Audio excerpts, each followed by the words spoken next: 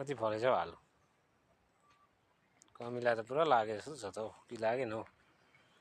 राम्रो फलेको रहेछ त आलु त कत्रो कत्रो फलेछ ठुलो फलेछ त आलु चाहिँ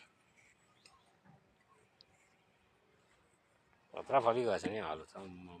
एक बकेट भएको मजाले फल्ने रहेछ आलु त